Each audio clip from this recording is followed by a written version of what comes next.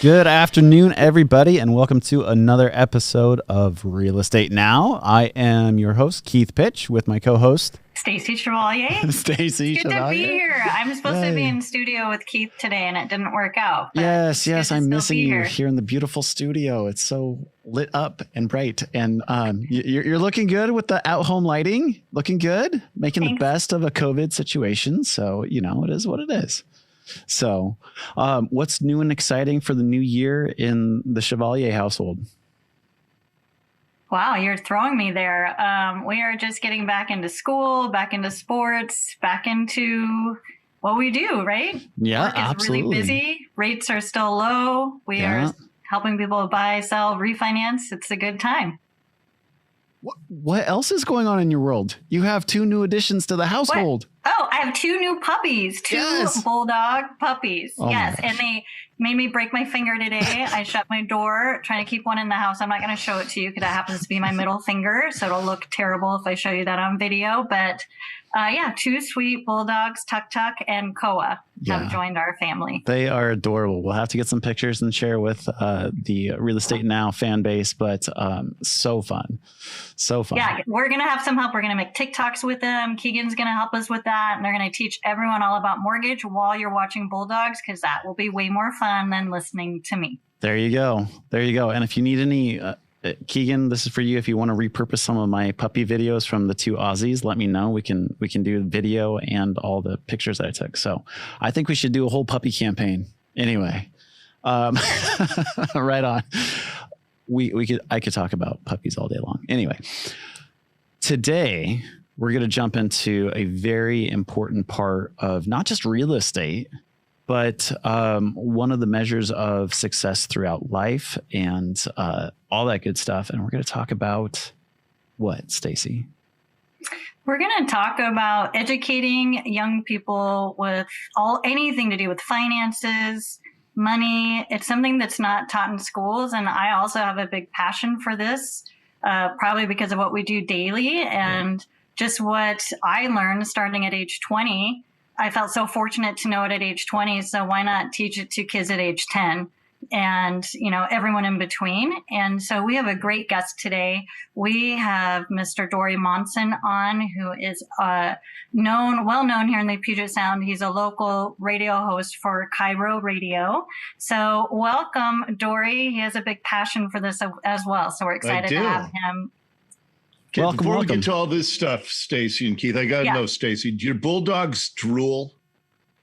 They drool and they snort and they pass gas. I'll tell you a quick story. Well, I do all those things too, but I don't brag about it. Okay, I'll tell you a quick story. So friends of ours down in California, do you know what a didgeridoo is? The Australian? Yeah, a didgeridoo. Yeah. So they had a didgeridoo, and whenever she would play the didgeridoo, her bulldog, for some bizarre reason, would do backflips in their living room. And it was a very athletic bulldog.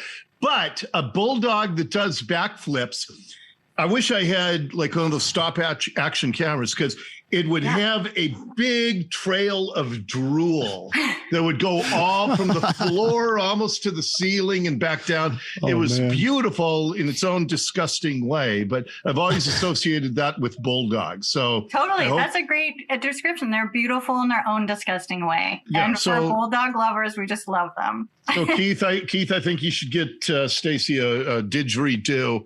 I think that would be a very nice thing to do. Yeah, that sounds good. And maybe like a wet mop.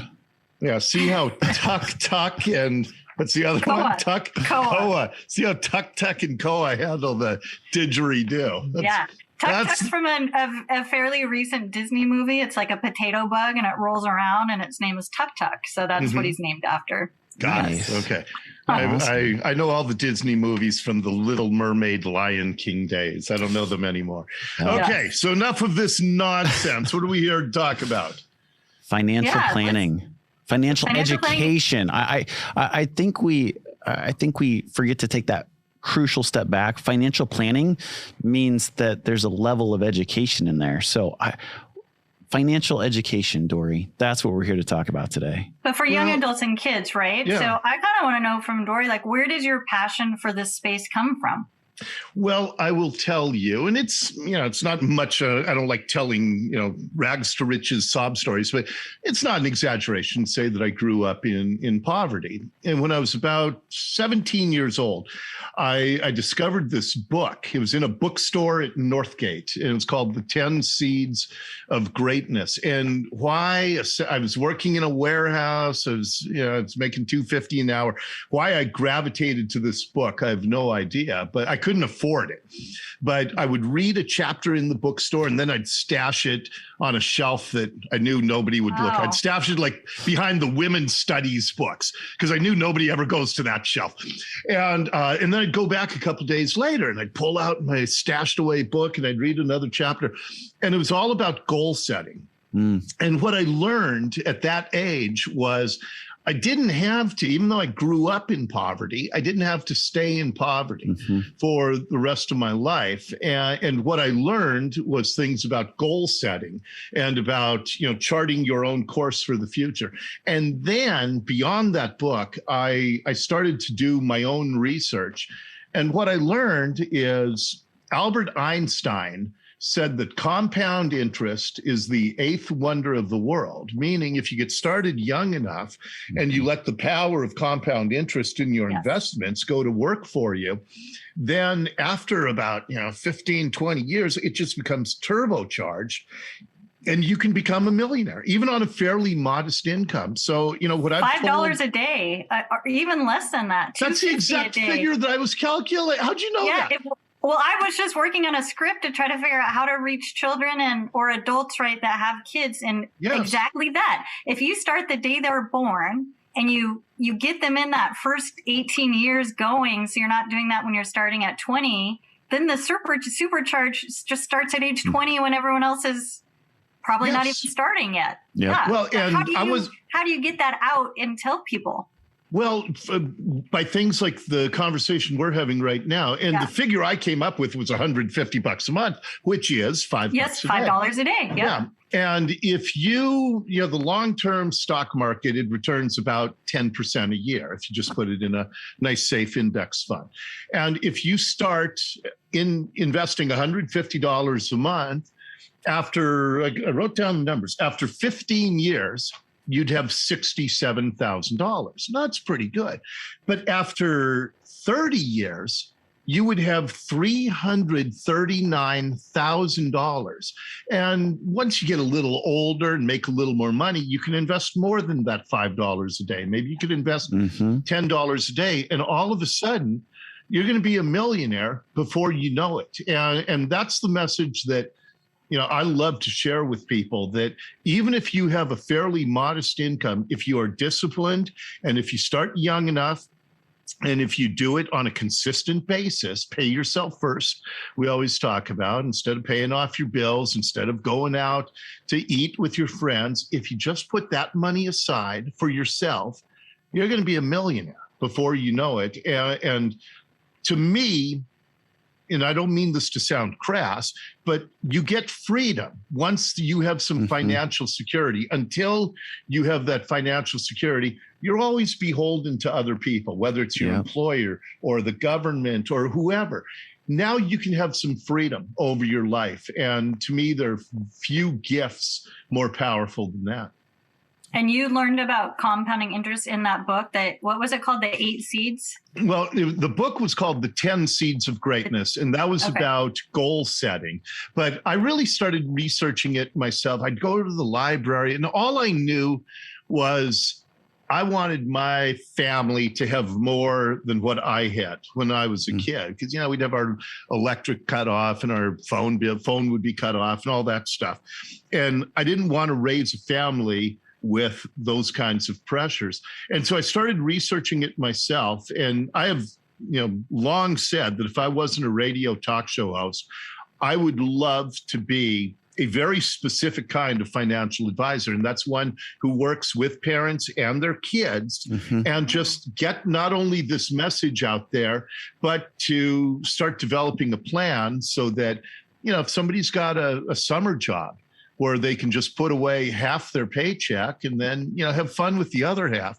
If you start doing that when you're 13, 14 years old, you're going to be amazed at how free you will be before you know it.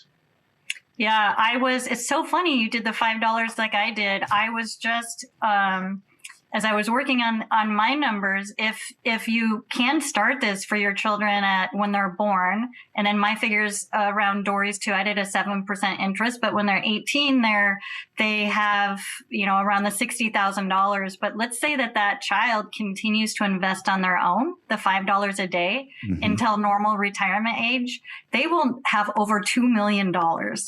Whereas a normal person, I think, starts investing around age 30, they're going to have the $60,000 to $200,000 maybe. So it's amazing the difference. And a stat I found just fascinating as I was doing this was that it was out of University of Cambridge, is that they found that money habits in children are formed by the time they're 7 years old.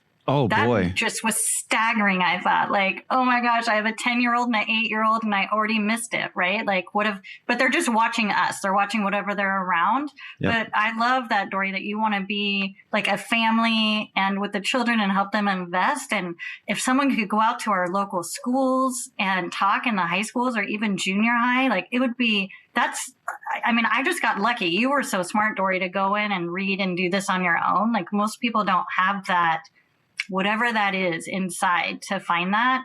I just happened to fall into a class at age 22 and everyone around me was 50 and they were freaking out. And I was like, oh, I guess I better start this now. Right. So good on you for doing that. But it's phenomenal once people understand it. It could change your life and your whole generational wealth, right, for your family. Absolutely.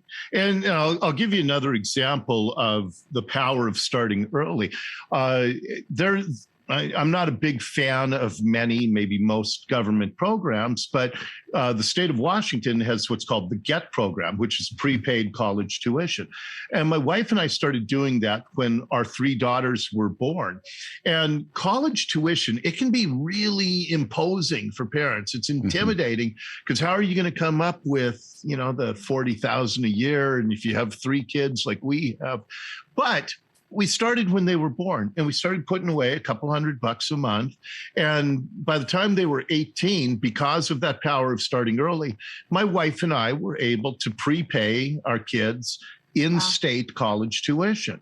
And so in so many aspects of our life, whether it's investing for ourselves, getting our kids college tuition going, or like you're talking about, Stacey, about getting your kids just into that mentality at an early age. All of those things help build a foundation for us to take control of our own lives. And I think ultimately that's what we're all looking for. We want to have some control over our lives and not feel like we're some cork in the river that just goes wherever the current takes us. Yep. And that's my message is, Keith, you can take control of your life. Amen. Absolutely. I have a question for you. We're all sitting here as parents, and it's a really interesting thing to talk about our society. And, you don't talk about money, politics, or religion, right, as a family, which is really weird. But how did you broach it as a parent yourself? How did you start introducing your daughters to the world of finance? I am a big believer in kids earning what they get. My least favorite holiday is Halloween, because I always hated the idea of my kids going to somebody else's house and saying, give me some candy. I like my kids earning. I'll give you another example. I was a high school basketball coach for many years. And there's a fundraiser that a lot of high schools do where they tell the kids, contact 10 or 20 neighbors and relatives and see if they'll donate $100 to our program. I hated that. I always feel like you should work for what you get. So my teams would do car washes. We'll wash your car, and maybe you'll be generous and give us $25 when we wash your car. You should work for what you get.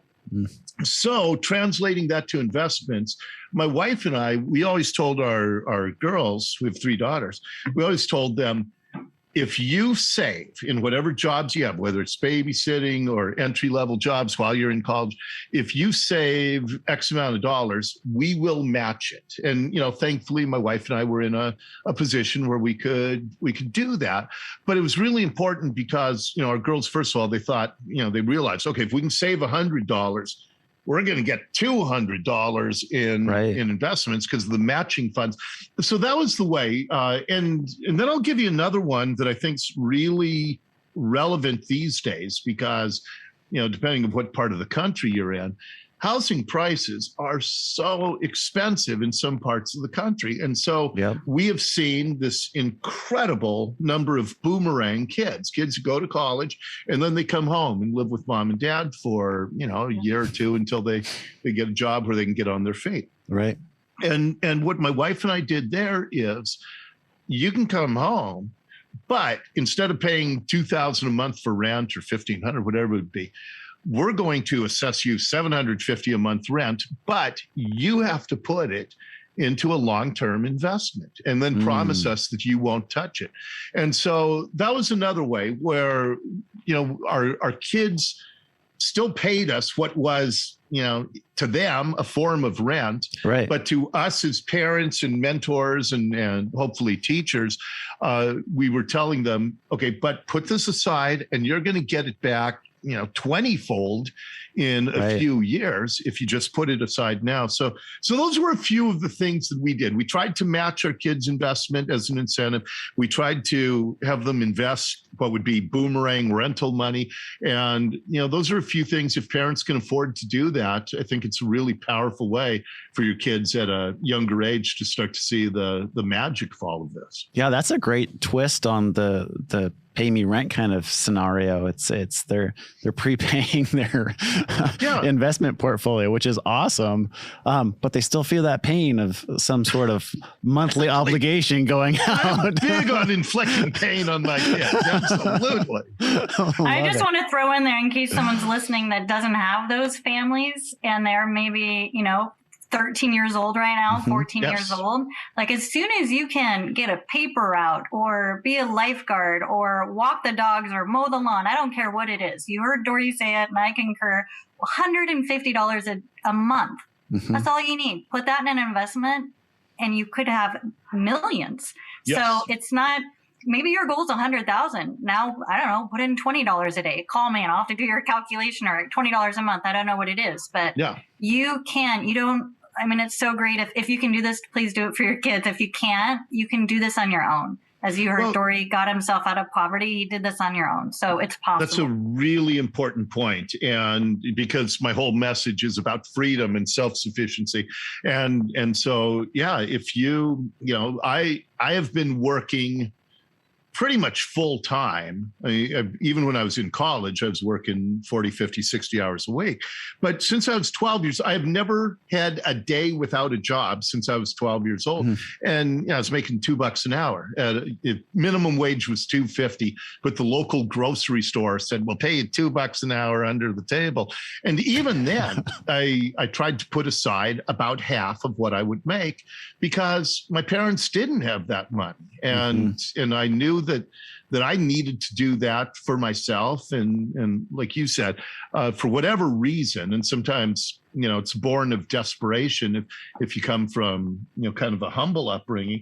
But just you can start doing that yourself as soon as you get that first job. And, a lot of places have a pretty good entry level minimum wage now. And if you're, high school kid or even younger and you're living at home, you can still go out and do fun things with your friends, but if you put a little bit of that aside, you'll be amazed at how you're going to be so, financially free before you know it. So we were talking about Jay, our producer here. We were talking about getting out there and earning income, and whether you're coming out of high school or you're in high school or you got that first job. Can we talk about the B word? Budget? Which one? Oh, budget. It scared me. That was the teaser. But I grew up in a household where we didn't talk about money, right?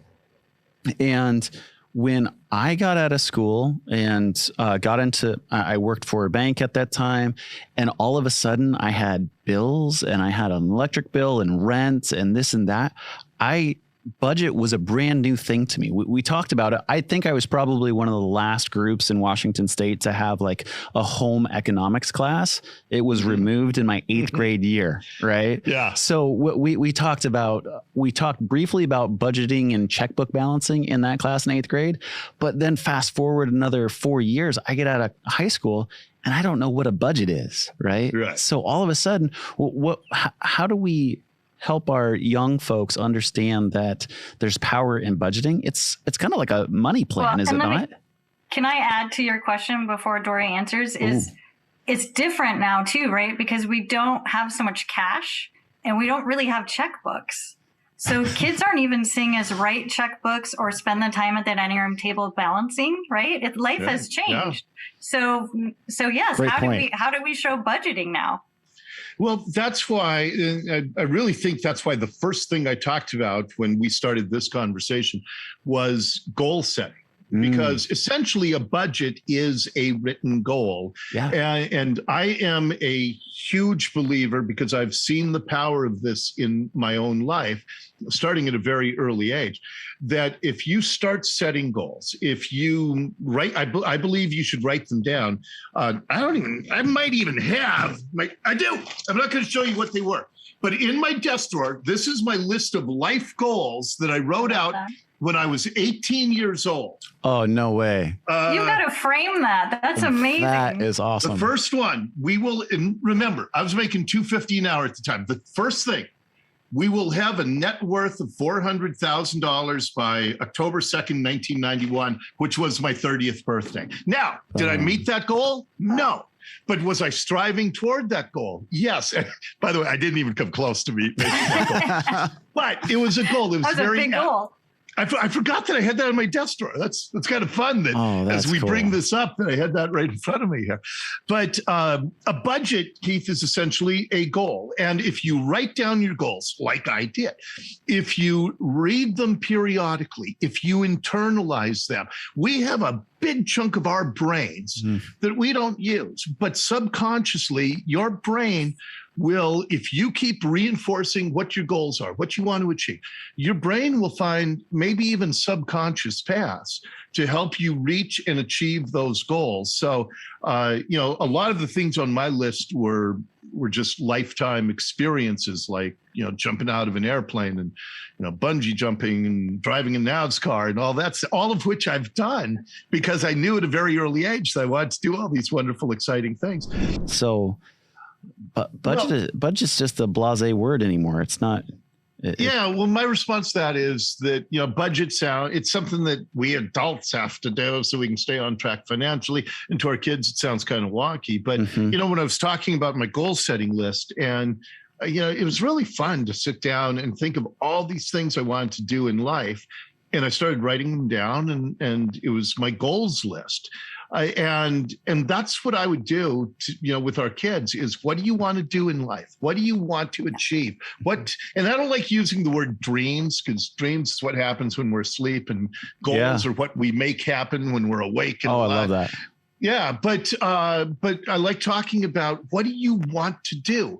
And then how are you going to do it? So maybe it's, go see the canals in Venice, or, whatever. Okay, well, that's going to cost some money. What's it going to take? If you want to go do that with your friends when you're in college, take a summer trip, what's it going to cost? What do you have to start saving right now?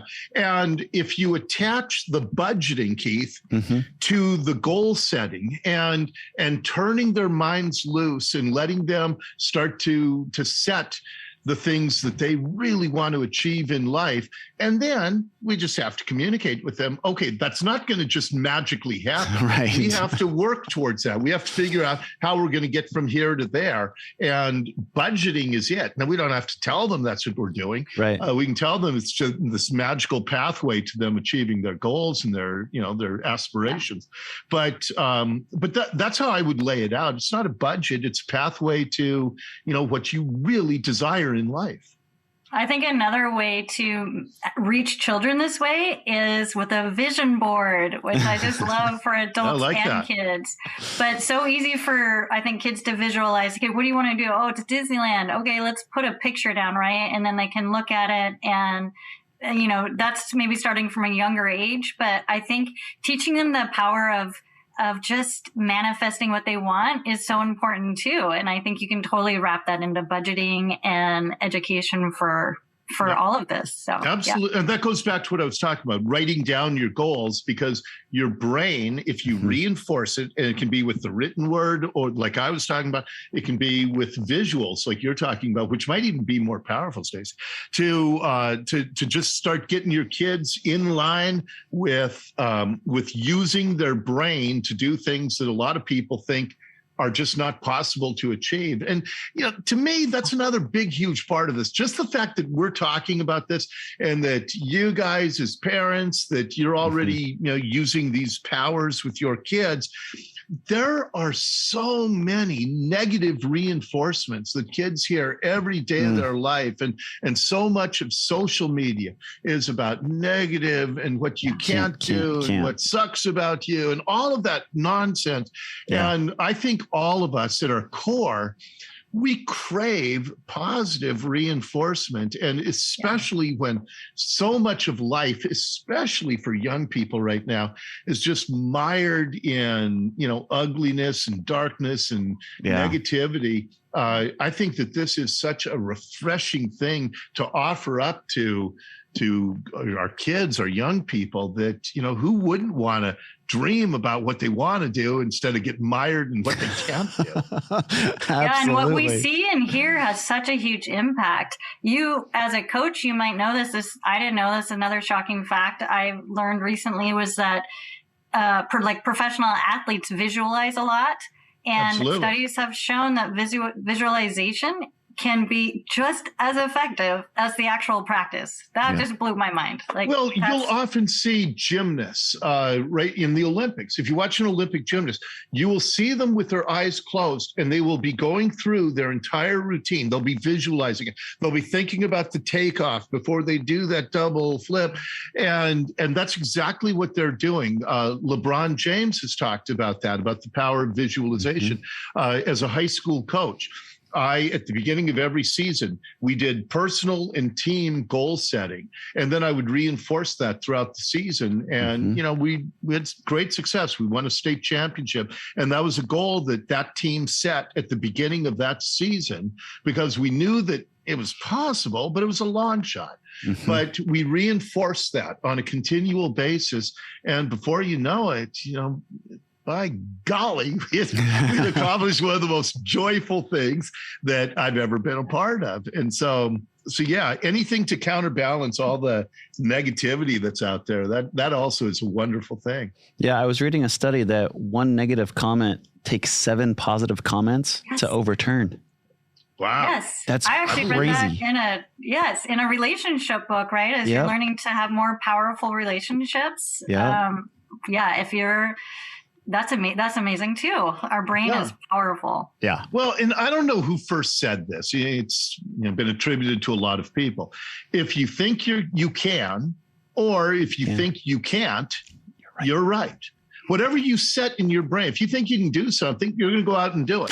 If you think you can't do something, you're going to just sit around and eat ice cream and watch TV and not do it. Whatever you set your mind to, can or can't, that's what you're going to end up doing in life for the most part. But I think that's also a real powerful way to approach this. So, go for it, Stacey. Were you going to ask a question? I was going to flip and go back to compounding interest. I had a thought. So for myself and my kids, there's an example of the penny story where, do you want a penny a day to double, or do you want $1 million on day 30? Which your choice? And that's an easy visualization for a child. Do you, off the top of your head, either of you have another story or a way to teach? Because compounding interest, I know it makes sense to all of us, but to an 8-year-old, it's harder to understand. Well, I'll give you one from my personal life that is, and this wasn't one of my best decisions, but I didn't know about all of this when I was a kid.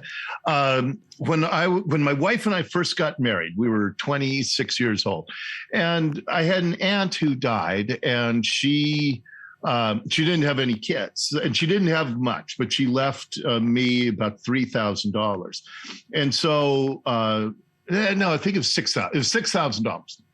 And so my wife and I, we thought, well, let's buy our first stock ever. We've heard about the stock market and they can do some great things. So this is 1987. We bought $6,000 worth of Microsoft stock. Nice. And about 3 months later, it was $60 a share. We got 100 shares. And 3 months later, it was up to $90 a share. And I thought, well, we just made $3,000. We're up 50%. Let's not be greedy here. So we sold it and made our $3,000 profit. Well, I just looked a couple of months ago. If we had held on to that Microsoft stock until today, we would have about $5.8 million. Wow. From a $6,000 investment. Now, not everything's going to go up 30% a year, whatever ridiculous appreciation capital gains that Microsoft has had. But we got out early and we made $3,000 on a $6,000 investment. If we had held it to today, we would have millions and millions of dollars. So thanks for bringing that up, Stacey. Yeah, you're welcome. Thanks for asking me to dredge up one of the sad stories from my life when I'm trying to tell you guys all these real positive, affirming things. But that's an example of if you just let the power of compounding take control, wondrous things can happen. And don't get out too early, I guess is my advice there. Right. So what do you think of crypto? No, I'm kidding. I'm kidding. You got an extra $6,000 laying around, Dory? Yeah, exactly. Yeah, prices. What is it? 60,000 one day and 40,000 the next. And, volatile. We'll call it volatile. It is a bit volatile. Yes. So I think you make a good point there that one thing that maybe us humans we're not great with is the time management aspect.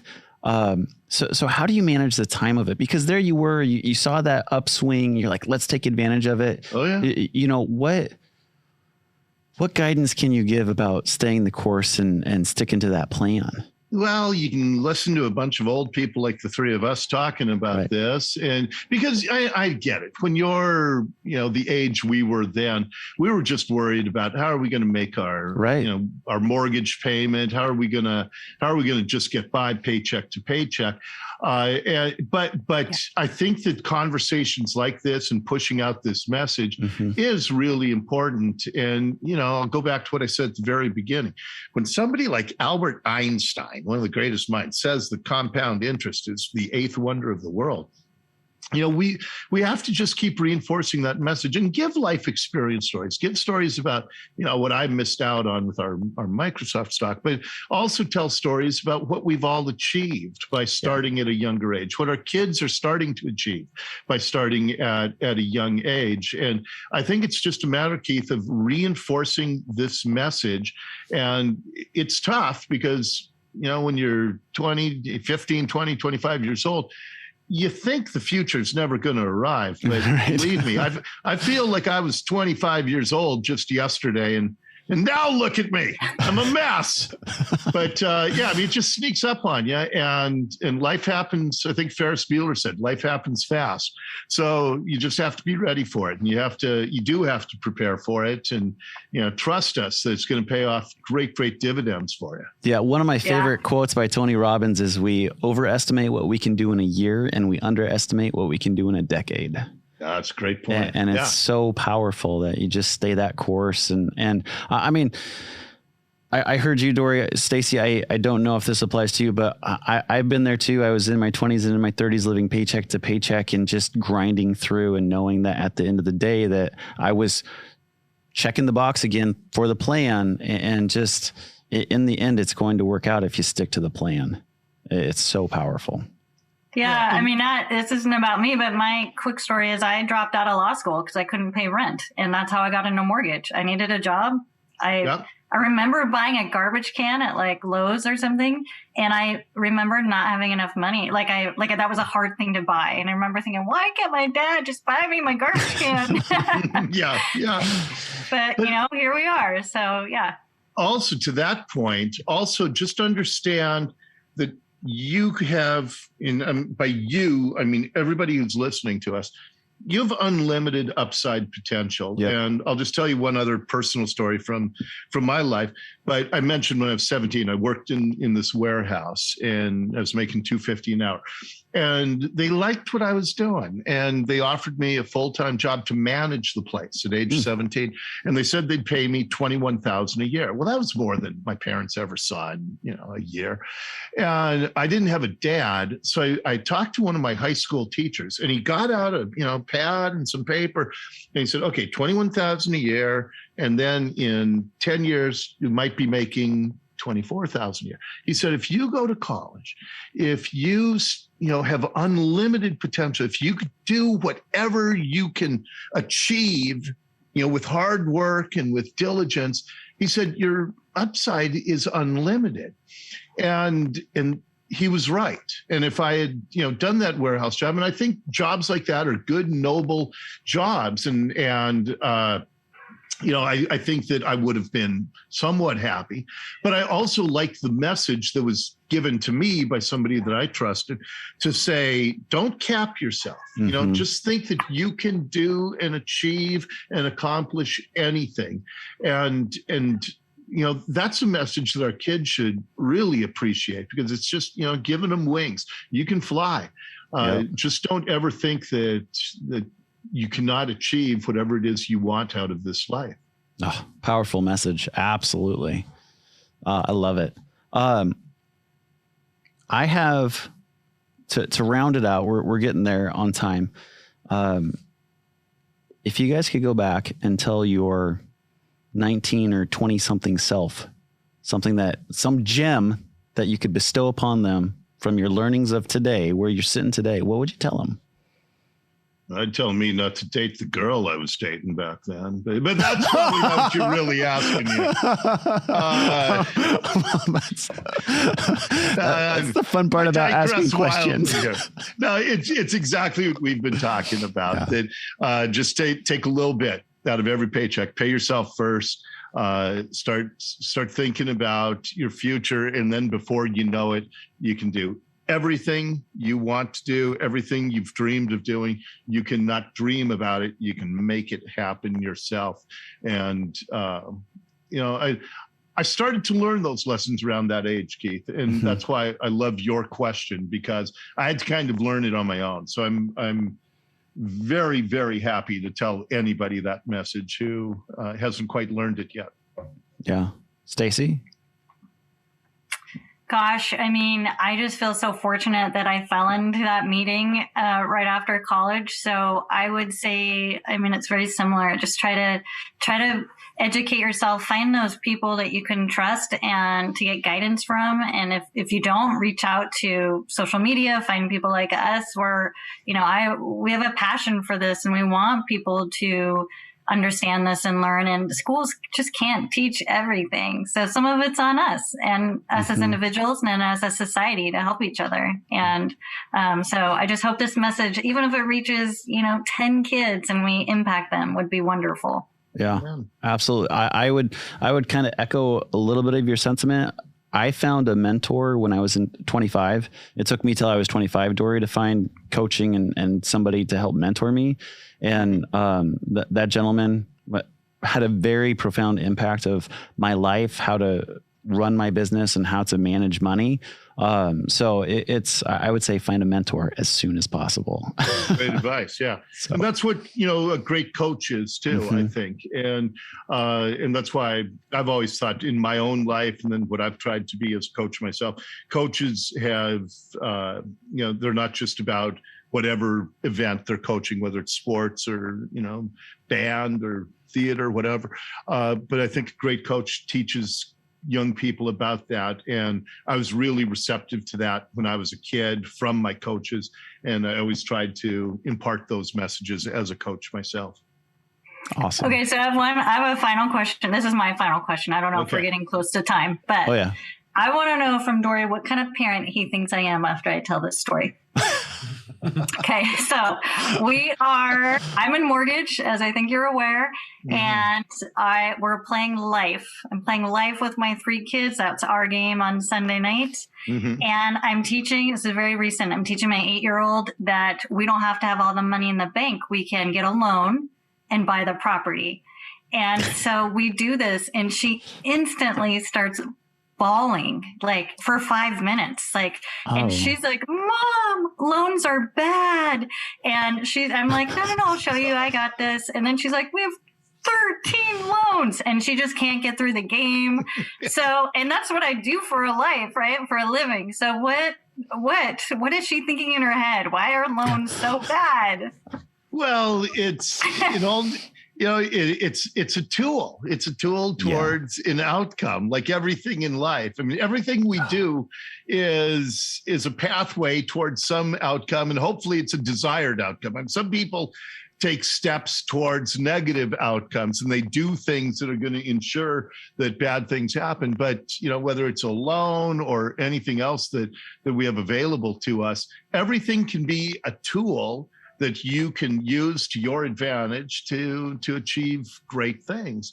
And, I know some people who, have tried to live debt free. That can work. I hope that's not my 8-year-old. I don't know. No, as long as you have a plan. Bingo. There are a lot of different pathways to that plan. Yeah. Yeah. But rates are historically low. Like, it's a good time to borrow. Yes. I don't know. I'm trying to teach my 8-year-old. All right, Keith, what's your final question? I gave my final question. The 20-year-old self, what would you tell him? And so you guys answered that. But there may be some therapy going on there. Mommy deals in debt. Oh, man. I do love some other games you want to play with. Get back to Candyland, Stacey. Yeah, Candyland. Shoots and ladders, maybe. Yes, got it. Sorry, there's a lot of them we can play. There you go. Exactly. Right on. Well, Dori, appreciate your time, and as always, you're welcome back whenever you need to get something out there for us. I so appreciate your time, and I'm excited for when you finally decide to make that announcement on the radio and you retire. No, don't say it. Dori's not going to retire. I love what I do too much. Oh, okay. Well, I don't ever want to retire. You could go out and help the children and finances. I think it's a great second act. I can do that now while I'm doing my talk show. I'll do a little bit of everything. I was coaching while I did my talk show. I do a different kind of coaching. It's just a different kind of coaching. Absolutely. Exactly. All right. Well, I'll come back anytime because the pay is just fantastic for doing this. You're welcome. Yeah. Okay. So we'll send you a T-shirt. Yeah. Okay. I look forward to that. Right on. All right. Thanks, you guys. Have a great night. Dori. Okay. Thanks for joining us for We're Listening Now. We appreciate you guys following along, and please reach out, DM us if you need anything, if you have any questions, and you know how to reach us. Take care. Like, share, and comment. We'll see you next month.